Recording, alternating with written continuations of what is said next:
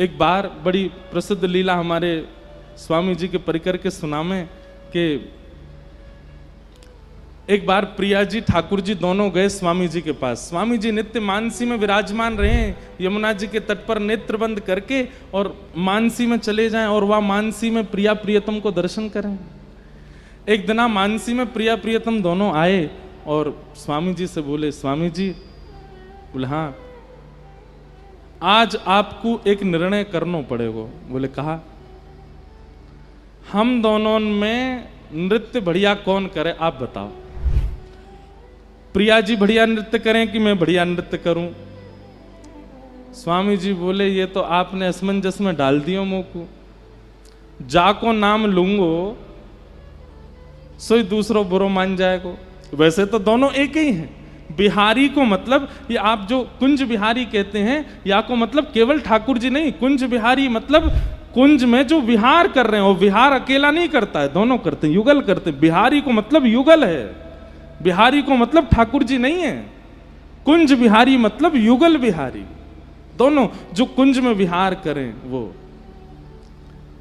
प्रिया प्रीतम दोनों आए, स्वामी जी से बोले आज आपको निर्णय करना है। स्वामी जी बोले काय बात को निर्णय? हम दोनों में बढ़िया नृत्य कौन करे? स्वामी जी बोले अब ऐसा तो मत करो, ये तो पक्ष बड़ो विलग है जाएगा। बोले नहीं नहीं आज आपको करना ही पड़ेगा। श्री जी बोली हाँ आज हम भी यही पक्ष में है कि आप निर्णय करो दोनों में बढ़िया नृत्य कौन करे। स्वामी जी बैठे हैं और सामने श्री वृंदा विपिन में यमुना जी के तट पर प्रिया प्रियतम दोनों खड़े हैं। ठाकुर जी अपने गाजे बाजे वाले ने लेके आए, संगीत वाले ने, श्री जी के अपने आए परिकर के सब। बोले पहले कौन करेगा? पहले श्री जी बोली पहले हम करेंगे और हम जो करेंगे वाके बाद वही ताल वही धुन पर ठाकुर जी करेंगे और फिर आपको निर्णय लेना दोनों में तो कौन से ने बढ़िया किया। ठीक है। मृदंग बजने प्रारंभ भई, वीणा मजनी प्रारंभ भई और श्री जी ने सुंदर नृत्य करनो प्रारंभ कियो। ऐसे सुंदर सुंदर भाव भंगिमा हाथन की ऐसे सुंदर सुंदर कला करन लगी। ठाकुर जी देख रहे हैं दूर खड़े है कि अपने संगीत वाले कहने देख ले ये ताल बजानी या तो बढ़िया बजानी है, मैं करूंगा फिर स्वामी जी निर्णय देंगे। श्री जी ने ऐसा नृत्य कियो कि सब रीझ गए। स्वामी जी के तो नेत्र सजल है गए। श्री जी विराज गए, स्वामी जी करताल बजाने लगे, जय हो प्यारी जी को जय हो, आहा कैसा सुंदर नृत्य कियो। ठाकुर जी फेंटा कस गया, अब मेरी बारी है, मेरो देखो, ये देखो आचार्य उनको कैसो सुख दियो है ठाकुर जी ने, अब मेरो देखो। बोले हाँ अब आप करो। ठाकुर जी नृत्य करने लगे। ठाकुर जी ने ऐसा नृत्य किया घूम घूम करके महाराज जो पीताम्बरी पहने ऐसी खुल जाए ठाकुर जी की, मुकुट जब घूमे ठाकुर जी द्रुत गति में तो ऐसा लगे मानो जैसे मोर ने अपने पिच्छ खोल लिए हो और सबरे मोर पंख खोल करके नृत्य कर रहे हो।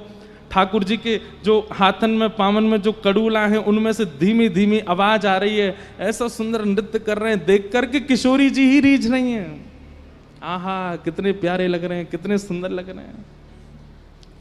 जैसे ही ठाकुर जी ने अपना नृत्य विश्राम किया,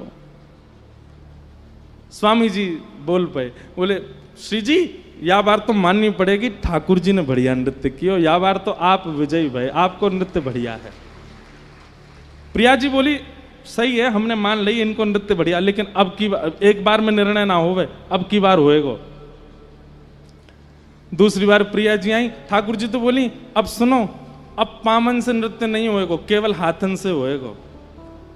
खड़े रहनो केवल हाथी चलाने और फिर देखियो कौन बढ़िया करे।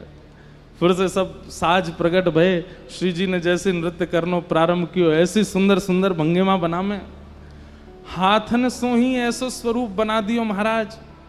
ऐसी ऐसी मतलब अब जो नृत्य करें वो जाने कैसो कैसो भाव बना में। ठाकुर जी देख करके समझ गए भैया जे बारो तो हमने सीखो ही नहीं। अच्छा गुरु जी तो प्रिया जी हैं, गुरु जी तो श्री जी हैं, नृत्य तो उन्हें सिखाया हुआ है। तो गुरु जी तो कभी कभी ऐसी तान छेड़ दें, ऐसे ऐसे भाव लिया में जो शिष्य को सिखाया ही नहीं है। ठाकुर जी मानो मनी मन करें जे बारो तो ना सिखायो मुझे, बोला अब करो।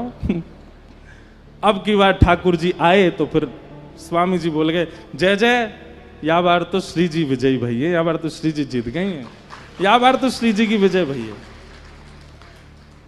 ठाकुर जी बोले, दो पक्ष में तो फिर पडला बराबर है गयो, तीसरी बारी में पता चलेगी श्रेष्ठ कौन है।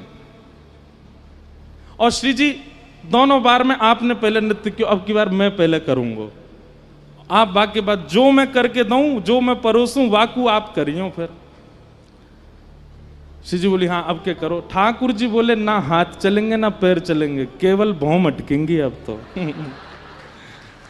अब तो केवल सहन चलेंगे, अब तो केवल मुख की आकृति से नृत्य होवे, ऐसा नृत्य होवे। अरे भैया, कोई मुख से केवल हंसे ही नहीं, बोले ही नहीं, एक ही रस रहे, कितने हाथ चलावे पैर चलावे, वो हम बढ़िया लगेगा। मुख की आकृति यदि सुंदर नहीं बनी हो, हाथ पैर खूब चल रहे हो, तो रस नहीं आवेगा। और मुख के भाव भंगिमा को करवे में तो हमारे लाल जी सबते आगे।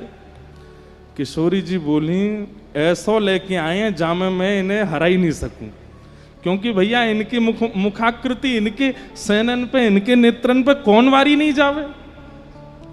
मृदंग बज रही है, कांसे बज रहे हैं, बीणा बज रही है, और ठाकुर जी हिल नहीं रहे, केवल अपनी भौं मटका रहे हैं, अपने नेत्र चला रहे हैं, अपने गालन को ऊपर नीचे कर रहे हैं, और ऐसे ऐसे सुंदर सुंदर भाव बनावे। भैया स्वामी जी की तो कहा कहें, दूर बैठी बैठी हमारी श्री जी ही मोहित है गई। बोले, आहा लाल जी तो आज बड़े प्यारे लग रहे हैं, कैसे कैसे वारी जाऊं। अंत में ऐसी स्थिति है गई कि श्री जी स्वयं को रोक नहीं पाई और उठ करके आ गई, और श्री श्याम सुंदर के हाथ पकड़ करके दोनों रास करने लगे, दोनों उनको रास विहार प्रारंभ हो गया। स्वामी जी देख करके आनंदित है रहे, रास करते करते द्रुत गति में करते करते करते करते जैसे ही नेक थके, दोनों जाकर के स्वामी जी की गोद में ही विराजमान है गए, और विराजमान है करके बोले, अब बताओ स्वामी जी कौन ने अच्छो रास किए हो। तो स्वामी जी बोले, अब कहा करूं। तो भुजा तो धर दी ठाकुर जी के ऊपर और मुख कर लियो किशोरी जी के ऊपर। मतलब एक अंग से तो ठाकुर जी को विजयी बता रहे हैं और मुखाकृति से श्री जी को देख रहे हैं। आपने ही सबसे बढ़िया किया, और यहाँ पे ठाकुर जी ऐसे इशारा कर रहे हैं, उन्हें नहीं आपने किया। तब दोनों मिलकर के बोले, स्वामी जी आप तो बड़े रसिक हो। तब श्री नाभा जी कह रहे हैं, रसिक छाप हरिदास की। ऐसे स्वामी जी महाराज रसिक हैं।